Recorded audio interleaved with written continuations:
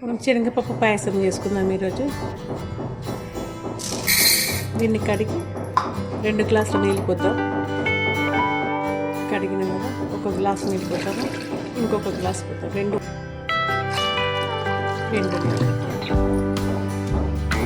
ఇప్పుడు దీన్ని 5 విజిల్ పెడతాం. శనగపప్పు కదా 5 విజిల్ పెట్టాం. మనం దీంట్లో వాటర్ ఎక్కువ పోసినాం కదా, ఒక గిన్నె వేస్తాం. ఇట్లా ఖాళీ గిన్నె వేసి పెడదాం, పొంగిపోకుండా కదా. ఇప్పుడు కిచెన్లో 5 విజిల్ పెడతాము.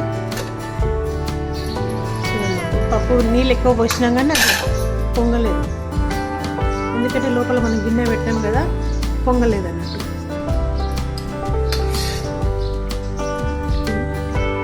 కొంచెం ఇంత పోతూ చాలు. ఇప్పుడు మనం దీన్ని పొయ్యి మీద మళ్ళీ స్టవ్ మీద తీసేద్దాం. ఇప్పుడు దీనిలోకి బెల్లం పోసుకున్నాము. దాంట్లో కలపడానికి మనం కొంచెం వాటర్లో గోధుమ పిండి కలుపుకున్నాము. 1 గోధుమ పిండి వేసుకుందాం, 1 స్పూన్ గోధుమ పిండి వేసుకున్నాము. 1 స్పూను మేము బియ్యం పిండి వేసుకున్నాము. వేసుకుంటే బియ్యం పిండి అయినా వేసుకోవచ్చు, గోధుమ పిండి అన్నీ వేసుకోవచ్చు. మనం సన్న రవ్వనన్నా లావు రవ్వ వేసుకోవచ్చు, మన ఇష్టం ఏదన్నా వేసుకోవచ్చు. నేను రవ్వ వేసలేను, గోధుమ పిండి బియ్యం 2 కలుపుతాను, 1 స్పూన్. ఏంటంటే ఇది చిక్కదనం వస్తుంది, స్వీట్ ఉండలు లేకుండా కలపాలి. మనం ఇది ఉండలు లేకుండా కలుపుకోవాలి. మళ్ళీ ఇది మనము పప్పు ఉడికిచ్చిన దాంట్లో నీళ్ళలో కలిపేటప్పుడు కూడా ఉండలు లేకుండా కలుపుతూ పోయాలి. పోసేసి పక్కకు జరిగితే అది ఉండలు మొత్తం మొదలు కడుతుంది. అట్లా కట్టకుండా ఉండాలి అంటే మనం ఇది బాగా కలిపి మంచిగా చేయాలి. లిక్విడ్ మంచిగా కావాలి. స్పూన్తో కలిపితే మనకు కొంచెం ఉండలు కడుతుంది. కలిపేటట్లు కలిపితే కలపదాన్ని పట్టుకోదు. నేను దీంతోనైతే కలుపుతున్నాను. దీంతోనైతే ఉండలు కట్టదు. బియ్యము గోధుమ పిండి 2 వేసాను. లేదు అంటే మనం ముందు రోజు గోధుమలు నానబెట్టుకొని గ్రైండ్ చేసుకోవాలి. గ్రైండ్ చేసుకొని మనం ఈ బ్యాలు ఉడికిస్తాం కదా, ఉడికినాక ఆ గోధుమలు గ్రైండ్ చేసుకొని అది కూడా వేసుకొని ఉడికించుకోవాలి. రకరకాలుగా చేసుకోవచ్చు. మనం అంతవరకు బెల్లం పోసుకుందాము. అది ఇంకొంచెం అది మసిలినాక లిక్విడ్ దాంట్లో వేసుకుంటాం. ఇట్లా ఈజీగా తీసుకోవాలి. మనం చాకు వేడి చేస్తే కూడా ఈజీగా తెగుతుంది. అంటే కొంచెం బెల్లం గట్టిగా ఉంటుంది అనుకోండి, కొంచెం బెల్లం గట్టిగా ఉంటే చాకు వేడి చేసి కొయ్యాలి. ఇట్లనే మెత్తగా ఉంటేనేమో ఈజీగా వచ్చేస్తుంది. లేయర్స్ వస్తుంది. మనం చక్కెర వేస్తలేము, ఎక్కువ చాలిపోతుంది. తీసిపెట్టుకునే మసాలాది. ఇప్పుడు ఇది మనం వేసి కలుపుకున్నాం కదా, గోధుమ పిండి బియ్యం పిండి దీనిలో కలుపుతూ వేయాలి. లేకుంటే గట్టిగా ముద్దలు అవుతుంది. పిండి అవుతుంది. మనం కలపడం ఆపేసినా కానీ గట్టిగా అవుతుంది. ఇది కొంచెం సేపు కలపాలి ఇట్లనే, లేకుంటే అడుగంటుతుంది. ఈ పిండి అంతా అడుగుపోతుంది. పిండి అంతా అడుగుపోయి కింద అడుగంటుతుంది. కొంచెం కొద్దిసేపు పెద్దగా పెడదాము. ఇంకొంచెం నీళ్ళు పోతాం. పిండి ఉడకాలి కదా, పిండి ఉడకడానికి ఇంకొంచెం నీళ్ళు పోతాం.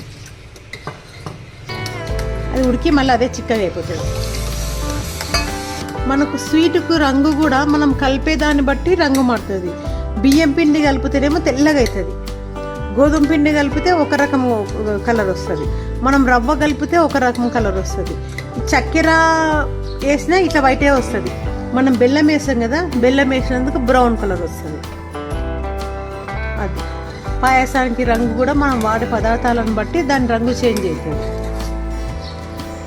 ఇది ఇప్పుడు ఉడకండి. ఇప్పుడు ఇంకా కలపాల్సిన అవసరం లేదు, ఇంకేం మాడదు. ఇప్పుడు అది ఉడుకుడ పడుతుంది కాబట్టి, పిండి ఉడుకుడ పడుతుంది కాబట్టి ఇంకా మాడదు. కొద్దిసేపు అయినాక కలపాలి. మళ్ళీ ఒక 2-3 నిమిషాలు అయినాక తీసేది. ఇంకా అదంతా కదా ఉడుకుతుంటుంది. అంత లోపల మనం డ్రై ఫ్రూట్స్ వేయించుకు పెట్టుకుందాము. ఇలాచి పొడి చేసి పెట్టుకుందాం.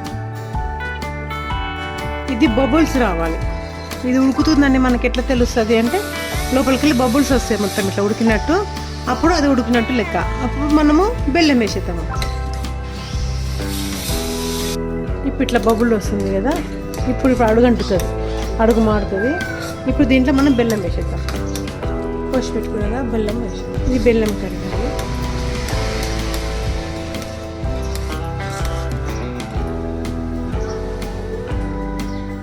స్టవ్ ఆరిపోయింది. మాకు గాలి బాగా వస్తుంది ఇక్కడ, అందుకే ఇది పెట్టినాము. ఇది పెట్టినందుకు కొంచెం మంచిగా ఉంది. ఇది ఉడకాలి కాసేపు.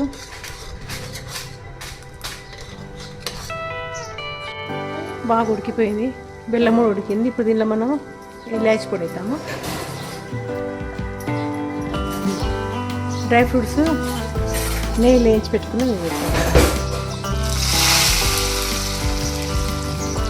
మంచి స్టవ్ ఆఫ్ చేసేది.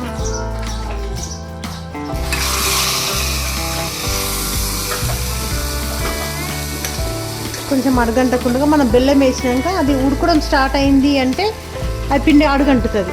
ఫస్ట్ స్టార్టింగ్లో అడుగంటుతుంది. మళ్ళీ మనం కలిపినాక మధ్యలో కొంచెం అడుగంటదు. మళ్ళీ ఇంకా మనం బెల్లం వేయాలి అన్నప్పుడు అడుగుంటుంది. ఇంకా బెల్లం వేసినా కూడా మళ్ళీ కొంచెం అడుగు మాడుతుంది. ఇట్లా మాడకుండా చూసుకోవాలి. మాడితే మళ్ళీ టేస్ట్ అంతా అవుతుంది. స్వీట్ అయింది, ప్రసాదం పెడతాము.